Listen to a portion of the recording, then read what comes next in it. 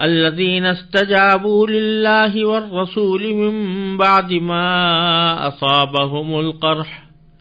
للذين أحسنوا منهم واتقوا أجر عظيم الذين قال لهم الناس إن الناس قد جمعوا لكم فاخشوهم فزادهم إيمانا وقالوا حسبنا الله ونعم الوكيل فانقلبوا بنعمة من الله وفضل لم يمسسهم سوء واتبعوا رضوان الله والله ذو فضل عظيم انما ذلكم الشيطان يخوف أولياءه فلا تخافوهم وخافون ان كنتم مؤمنين۔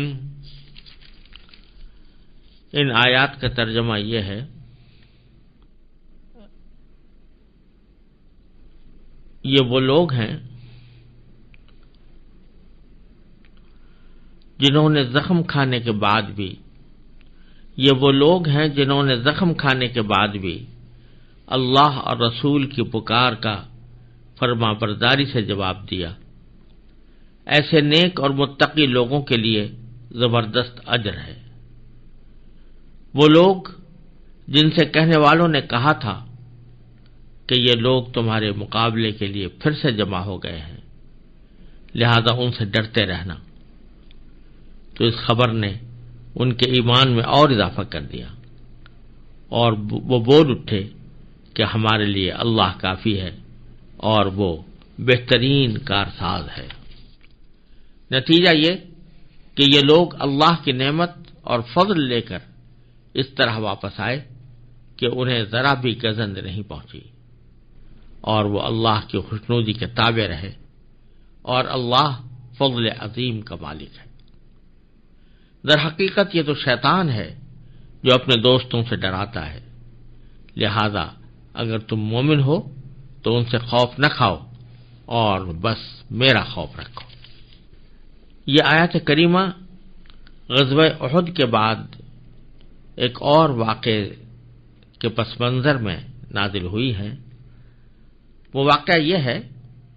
کہ جب کفار مکہ احد کی جنگ سے واپس چلے گئے تو راستے میں انہیں پچھتاوا ہوا کہ ہم جنگ میں غالب آ جانے کے باوجود خامخواہ واپس آ گئے۔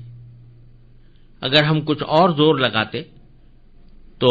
مدینہ منورہ پر قبضہ ہو جاتا اور تمام مسلمانوں کا خاتمہ بھی ہو سکتا تھا۔ اس خیال کی وجہ سے انہوں نے مدینہ منورہ کی طرف لوٹنے کا ارادہ کیا۔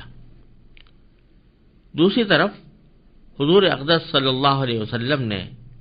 شاید ان کے ارادے سے باخبر ہو کر یا احد کے نقصان کی تلافی کے لیے جنگ احد کے اگلے دن سویرے صحابہ کرام میں اعلان فرمایا کہ ہم دشمن کے تعاقب میں جائیں گے، اور جو لوگ جنگ احد میں شریک تھے صرف وہ ہمارے ساتھ چلے۔ صحابہ کرام رضی اللہ تعالی عنہم اگرچہ احد کے واقعات سے زخم خوردہ تھے اور تھکے ہوئے بھی تھے، مگر انہوں نے سرکار دو عالم صلی اللہ علیہ وسلم کی اس دعوت پر لبیک کہا جس کی تعریف ان آیات میں کی گئی ہے۔ حضور اقدس صلی اللہ علیہ وسلم اپنے صحابہ کے ساتھ مدینہ منورہ سے نکل کر حمراء الاسد کے مقام پر پہنچے تو وہاں خزاعہ قبیلے کا ایک شخص معبد آپ سے ملا جو کافر ہونے کے باوجود حضور اقدس صلی اللہ علیہ وسلم سے ہمدردی رکھتا تھا۔ اس نے مسلمانوں کے حوصلے کا خود مشاہدہ کیا، اور جب وہاں سے نکلا تو اس کی ملاقات کفار مکہ کے سردار ابو سفیان سے ہوئی۔ اس نے ابو سفیان کو مسلمانوں کے لشکر اور اس کے حوصلوں کے بارے میں بتایا اور مشورہ دیا کہ وہ لوٹ کر حملہ کرنے کا ارادہ ترک کر دے اور واپس مکہ مکرمہ چلا جائے۔ اس سے کفار پر رعب طاری ہوا اور وہ واپس تو چلے گئے، لیکن عبد القیس کے قافلے سے جو مدینہ منورہ جا رہا تھا یہ کہہ گئے کہ جب راستے میں ان کی ملاقات حضور اقدس صلی اللہ علیہ وسلم سے ہو تو ان سے یہ کہیں کہ ابو سفیان نے بہت بڑا لشکر جمع کر لیا ہے اور مسلمانوں کا خاتمہ کرنے کے لیے ان پر حملہ آور ہونے والا ہے۔ مقصد یہ تھا کہ اس خبر سے مسلمانوں پر رعب پڑے، وہ اور خوفزدہ ہوں۔ چنانچہ جب ہمراہ الاسد پہنچ کر سرکار دو عالم صلی اللہ علیہ وسلم سے یہ لوگ ملے، یعنی عبدالقیس کے لوگ ملے، تو انہوں نے حضور اقدس صلی اللہ علیہ وسلم سے یہی بات کہی کہ ابو سفیان بڑے لشکر کے ساتھ مدینہ منورہ پر حملہ آور ہونے والا ہے، لیکن صحابہ کرام نے اس سے مرعوب ہونے کے بجائے یہ کہا کہ حسبنا اللہ و نعم الوکیل، یعنی اللہ ہی ہمارے لیے کافی ہے اور وہی بہترین کارساز ہے۔ اس کی تعریف ان آیات میں کی گئی ہے، اور آگے یہ بتایا گیا ہے کہ شیطان اس قسم کے خوف مسلمانوں کے دل میں پیدا کرتا ہے، لیکن حقیقت میں اللہ تبارک و تعالیٰ کی طرف رجوع کرنے سے یہ خوف بھی زائل ہو جاتا ہے۔ اس پس منظر کو ذہن میں رکھ کر ایک مرتبہ پھر آیات پر نظر ڈالیے۔ اس میں اللہ تعالیٰ فرماتے ہیں الذین استجابوا للہ والرسول۔ یہ پچھلی آیت میں وَأَنَّ اللَّهَ لَا يُضِيعُ أَجْرَ الْمُؤْمِنِينَ آیا تھا کہ اللہ تعالیٰ مومنوں کے اجر کو ضائع نہیں کرتا، اسی کی مومنین کی آگے صفت بیان کی گئی الذین استجابوا للہ والرسول۔ یہ وہ لوگ ہیں کہ جنہوں نے اللہ اور اس کے رسول کی آواز پر لبیک کہا، من بعد ما اصابہم القرح، بعد اس کے کہ ان کو زخم لگ چکا تھا، یعنی احد کی شکست کا زخم لگ چکا تھا۔ احد میں جو ان کے ساتھی شہید ہوئے تھے ان کی شہادت کا زخم لگ چکا تھا، اور احد کی جنگ کی وجہ سے جو تھکے ہوئے تھے اس تھکن کا بھی زخم لگا ہوا تھا۔ اس کے باوجود جب اللہ اور اس کے رسول نے ان کو پکارا کہ وہ جہاد کے لیے تیار ہو جائیں اور آگے روانہ ہوں، دشمن کا تعاقب کریں، تو یہ لوگ تیار ہو گئے۔ اللہ کی اور رسول کی پکار کا انہوں نے بہترین جواب دیا۔ چنانچہ ان کے بارے میں باری تعالیٰ فرماتے ہیں للذین احسنوا منہم، جنہوں نے ان میں سے احسان کا معاملہ کیا ہے، واتقوا اور تقوی اختیار کیا ہے، ان کے لیے اجر عظیم ہے۔ ایسے نیک اور متقی لوگوں کے لیے زبردست اجر ہے۔ اس میں دو چیزیں بیان فرمائی گئی، للذین احسنوا، جنہوں نے احسان کا معاملہ کیا ہے، اور دوسرے تقوی واتقوا، تو ان کے لیے اجر عظیم ہے۔ احسان کی تعریف حدیث میں آئی ہے کہ رسول کریم صلی اللہ علیہ وسلم نے فرمائی کہ ان تعبد اللہ کانک تراہ فإن لم تکن تراہ فإنہ یراک، کہ اللہ کی عبادت اس طرح کرو جیسے تم اس کو دیکھ رہے ہو، اور اگر اسے نہیں دیکھ رہے تو کم از کم وہ تمہیں دیکھ رہا ہے۔ یہ تعریف احسان کی فرمائی گئی ہے، اور ان صحابہ کرام پر جنہوں نے رسول کریم صلی اللہ علیہ وسلم کی دعوت پر لبیک کہا، ان کو اللہ تعالیٰ نے یہ شہادت دی ہے کہ یہ احسان کرنے والے ہیں، اور واتقوا تقوی اختیار کرنے والے ہیں، ان کو اجر عظیم ملے گا۔ پھر آگے ان کی مزید تعریف کرتے ہوئے فرمایا الذین قال لهم الناس، یہ وہ لوگ ہیں جن سے کہنے والوں نے کہا تھا کہ ان الناس قد جمعوا لکم، کہ یہ لوگ یعنی مکے کے کافر تمہارے مقابلے کے لیے جمع ہو گئے ہیں، یعنی پھر سے جمع ہو گئے، فخشوہم، لہذا ان سے ڈرتے رہنا۔ یہ کہا گیا تھا ان سے، ان کو ڈرانے کے لیے، ان پر رعب طاری کرنے کے لیے، لیکن انجام اس کا یہ ہوا کہ فزادہم ایمانا، لوگوں کے اس کہنے نے ان کے دلوں میں ایمان کے اندر مزید اضافہ کر دیا۔ مزید اضافہ کرنے کے معنی یہ ہے کہ ان کو یہ بات تو جب وہ اسلام لائے تھے، لا الہ الا اللہ محمد رسول اللہ کا کلمہ پڑھا تھا، پہلے دن سے ہی ان کو یہ اندازہ تھا کہ اس راستے میں دشواریاں پیش آئیں گی، مشکلات حائل ہوں گی، قربانیاں دینی پڑیں گی، اس کا تو اندازہ ان کو پہلے سے تھا، اور اس سب کو قبول کر کے ہی انہوں نے اسلام کا راستہ اختیار کیا تھا۔ لیکن جب یہ دشواریاں اور مشکلات اور رکاوٹیں پیش آئیں تو اس وقت ان کو اپنے اس سابق یقین کے اندر مزید تقویت پیدا ہوئی، اور ان کے ایمان میں مزید پختگی آئی، کیونکہ مشکلات سے گزرنے کے بعد جو چیز حاصل ہوتی ہے وہ اور زیادہ قابل قدر ہوتی ہے، تو اس کے وجہ سے ان کے ایمان میں مزید پختگی آئی، اور ایمان میں پختگی آنے کے، ایمان میں زیادتی پیدا ہونے کا مقصد یہ کہ ایمان کے جو تقاضے ہیں ان پر انہوں نے زیادہ بہتر طریقے سے عمل شروع کر دیا، اور وہ یہ کہ اللہ تبارک و تعالی نے جو ان کو صفات عطا فرمائی تھی، ان صفات کے اندر ان کی ترقی ہوئی، ان کے اخلاق میں ترقی ہوئی، ان کے اعمال میں ترقی ہوئی۔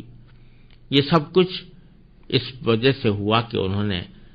اللہ تبارک و تعالی اور اس کے رسول صلی اللہ علیہ وسلم کی پکار پر لبیک کہا تھا۔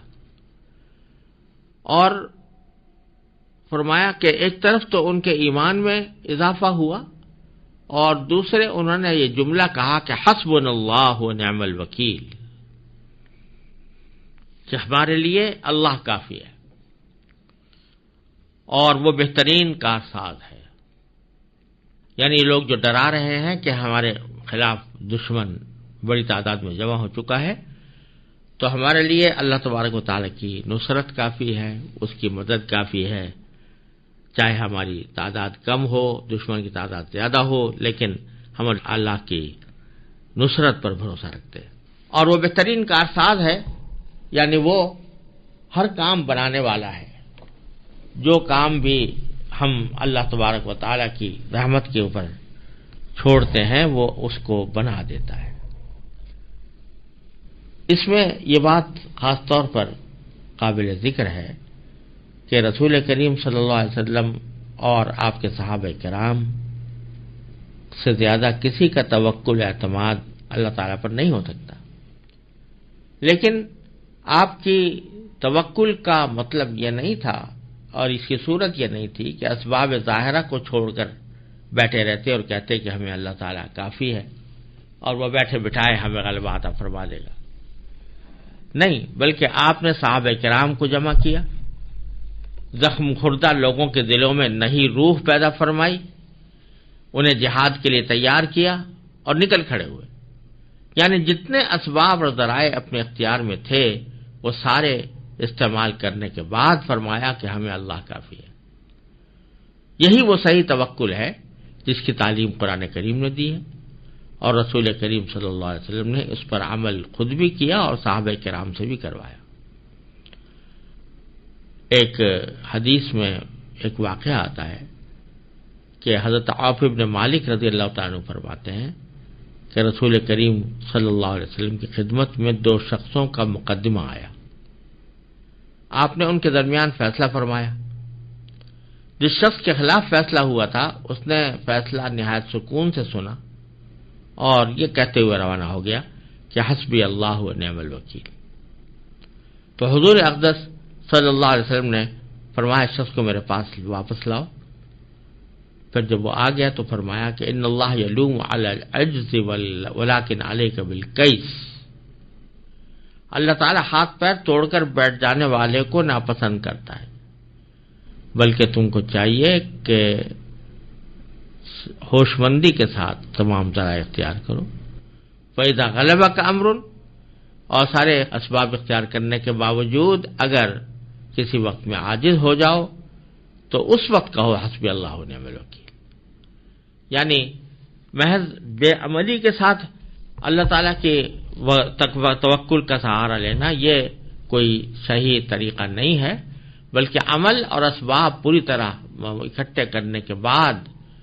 اس تصور سے کہ ان اسباب کے اندر تاثیر پیدا کرنے والا صرف اللہ تبارک و تعالیٰ کا کام ہے، یہ ہے توکل، اور یہی توکل مطلوب ہے۔ تو یہاں پر حضرات صحابہ کرام نے اگرچہ اپنے اختیار سے جتنے اسباب تھے وہ اختیار کر لیے اور اللہ تعالیٰ کی طرف رجوع کیا، اور پھر فرمایا کہ ہمارے لیے اللہ کافی ہے اور وہ بہترین کارساز ہے۔ یہاں یہ بھی سمجھ لینے کی بات ہے کہ بزرگوں نے فرمایا ہے اور تجربہ بھی ہے کہ جب آدمی کو کسی سخت پریشانی کا سامنا ہو، کسی مشکل کا سامنا ہو، کوئی آدمی الجھن میں مبتلا ہو اور اسے نکلنا چاہتا ہو، تو ان تمام صورتوں میں یہ کلمہ حسبنا اللہ و نعم الوکیل جو صحابہ کرام کی طرف سے اللہ تعالی نے نقل فرمایا ہے، یہ بہت مجرب ثابت ہوا ہے کہ اس سے اللہ تبارک و تعالیٰ کی رحمت سے پریشانی دور ہوتی ہے، اور ایسے موقع پر 1000 مرتبہ حسبنا اللہ ونعم الوکیل پڑھنے سے بھی بزرگوں نے فرمایا ہے کہ مصیبتوں کے ٹلنے میں، مشکلات کے دور ہونے میں فائدہ ملتا۔ بہرحال آگے اللہ تبارک و تعالیٰ فرماتے ہیں کہ ان حضرات صحابہ کرام نے ایک طرف تعمیل کی رسول اللہ صلی اللہ علیہ وسلم کے احکام کی،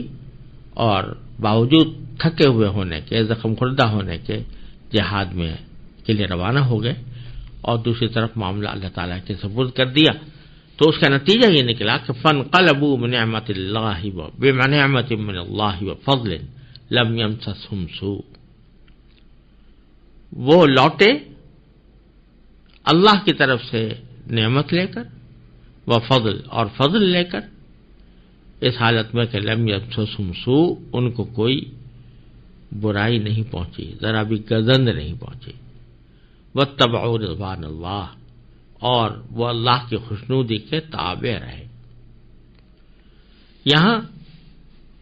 ان کے اس قربانی کے جذبے کے نتیجے کے طور پر اللہ تعالیٰ نے ان کو جو نعمتیں عطا فرمائیں، اس میں 3 چیزوں کا ذکر کیا گیا، ایک کا ذکر نعمت سے، ایک فضل سے، اور تیسرا واتبعوا رضوان اللہ سے۔ تو نعمت، اللہ تعالیٰ کی ایک نعمت جس کا ذکر یہاں پر فرمایا گیا ہے، وہ تو یہ کہ ان کو دشمن کا مقابلہ کرنے کی نوبت نہیں آئی، دشمن خود روب کھا کر چلا گیا، اور لڑائی کے نتیجے میں جو دقت ہوتی، جو پریشانی ہوتی، جو تکلیف ہوتی، اس سے اللہ تعالیٰ نے بچا لیا، امن و امان کے ساتھ یہ لوگ واپس گئے۔ تو نعمت اللہ تعالیٰ کی نعمت تھی۔ اسی سے یہ بات معلوم ہوئی کہ جنگ بذات خود کوئی پسندیدہ چیز نہیں ہے، پسندیدہ چیز امن ہے، اور اسی کو نعمت سے یہاں پر تعبیر فرمایا گیا ہے کہ امن کی حالت میں واپس گئے۔ تو جنگ کی نوبت بدرجہ مجبوری آتی ہے، جنگ کی نوبت ایک ایسے مقصد کے لیے آتی ہے کہ جس کے لیے مسلمانوں کو ہر حالت میں تلوار اٹھانی پڑے یا اسلحہ اٹھانے پڑے، لیکن یہ اصل مقصود زندگی نہیں، نہ یہ زندگی کا مطلوب حصہ ہے، بلکہ مطلوب حصہ اللہ تعالیٰ کی نعمت پر شکر ادا کرنا، امن کے ساتھ رہنا ہے۔ ہاں، ضرورت کے وقت میں بے شک جہاد فرض ہوتا ہے، جس کی تفصیل انشاءاللہ کبھی آئندہ آیات میں آئے گی۔ اور دوسری نعمت جو ذکر فرمائی وہ فضل، کہ اللہ تعالیٰ کا فضل لے کر لوٹے۔ قرآن کریم کے متعدد آیتوں میں فضل کا جو لفظ آتا ہے وہ عام طور سے دنیاوی اور معاشی مال و دولت کے لیے، معاشی فوائد کے لیے آتا ہے۔ وابتغوا من فضل اللہ جگہ جگہ اسی معنی میں آیا۔ تو یہاں پر بعض روایاتوں سے معلوم ہوتا ہے کہ حمراء الاسد جب حضرات صحابہ کرام پہنچے تو ابو سفیان سے مقابلہ تو ہوا نہیں، کیونکہ وہ پہلے ہی ڈر کر بھاگ گیا تھا، لیکن یہاں پر جب قیام ہوا تو مسلمانوں کو کچھ تجارت کرنے کا موقع ملا، اور اس تجارت کے نتیجے میں ان کو نفع حاصل ہوا۔ تو اس سفر کا ایک فائدہ یہ بھی ہوا کہ تجارتی نفع ان کو حاصل ہوا، تو وہ فضلن سے اس کی طرف اشارہ ہے۔ اور پھر آخر میں سب سے بڑی نعمت جو حاصل ہوئی وہ یہ کہ رضوان اللہ، کہ اللہ تعالیٰ تبارک و تعالیٰ کا رضا کا حصول جو اس جہاد کے نتیجے میں ان کو خاص طور پر حاصل ہوئی، تو یہ ہمیشہ کے لیے اللہ تعالیٰ کی رضا کے تابع بن گئے۔ واللہ ذو فضل عظیم، اور اللہ تعالیٰ بڑے فضل کا مالک ہے۔ اور آخر میں یہ فرمایا کہ انما ذالکم الشیطان یخوف اولیاء، یہ تو حقیقت میں شیطان ہے جو اپنے دوستوں سے ڈراتا ہے۔ یعنی دوستوں سے مراد ہے کافر لوگ، اور جن کی بات یہ نقل کی گئی تھی کہ وہ دوبارہ لشکر جمع کر کر مدینہ منورہ پر حملہ آور ہونے والے ہیں، ان کی اس بات کا ذکر فرمایا گیا ہے کہ اپنے دوستوں سے شیطان ڈراتا ہے کہ ہمارے دوست جو ہیں تم پر حملہ کر دیں گے، فلا تخافوہم وخافون۔ پھر اللہ تعالیٰ نے مسلمانوں کو فرمایا کہ ایسے موقع پر جو طرز عمل اختیار کرنا ہے وہ یہ کہ ان سے نہ ڈرو، شیطان کے دوستوں سے نہ ڈرو، وخافونی، اور میرا خوف رکھو، یعنی اللہ کا خوف رکھو، ان کنتم مومنین، اگر تم واقعی مومن ہو۔ یعنی دشمن کا خوف دل سے نکال دو، ہاں البتہ اللہ تعالیٰ کا خوف رکھو کہ وہ خوف کہ جو تمہیں معصیتوں سے، گناہوں سے، نافرمانیوں سے بچائے، تو وہ خوف تمہارے لیے کافی ہے، اور وہی تمہیں انشاءاللہ صلاح و فلاح کی منزل تک لے جائے گا، اور شیطان سے ڈرنے کی یا شیطان کے دوستوں سے ڈرنے کی ایک مومن کو حاجت نہیں ہے، اور اس کو ان سے ڈرنا بھی نہیں چاہیے۔